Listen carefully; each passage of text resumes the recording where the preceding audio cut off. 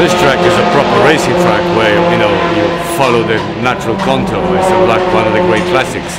They chopped it up for what it used to be, but it's still a pretty nice track. What you do, you have corners with camber, so the corners are banked. You come into the corners in a different way. The main setup is giving the suspension a little bit more travel and not running as hard as you do on washboard, you know, flat.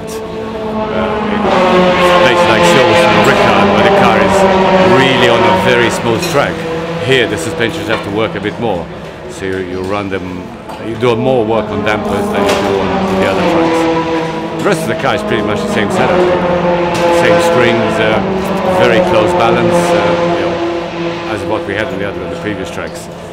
This track helps us a little bit. We're good on Sector 1. I think we got the fastest time on Sector 1 overall, which is long sweeping corners and uphill. So this is where our low-end torque works very well. You got a couple of really Mickey Mouse sort of hairpins, which doesn't help us very much, but you know, you win some, you lose some. But generally, the general setup of the car is just working on dampers. The rest of it is very similar.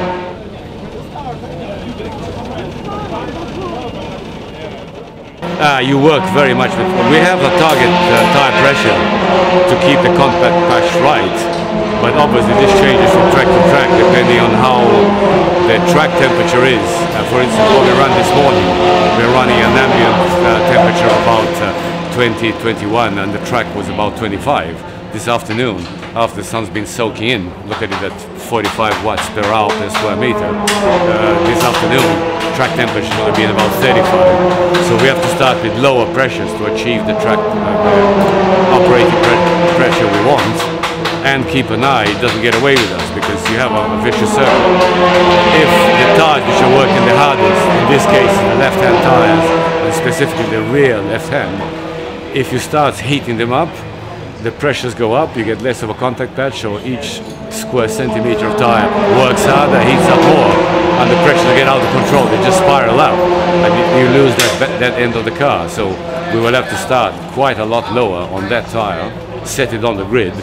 That's the only place you can actually do it properly, because if we set it before you go to the grid, it'll be too low, and on the first lap we can pull the tire off the rim. You run it as low as you dare, so you can get the right temperature and the right pressure. So, tricky balance here.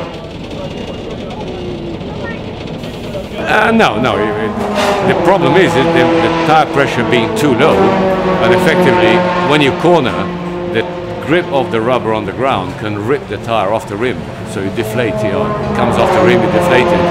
Or a mild case is that the whole carcass turns on the rim and you get a tire really violently out of balance, because it's balanced in a certain position with the weights.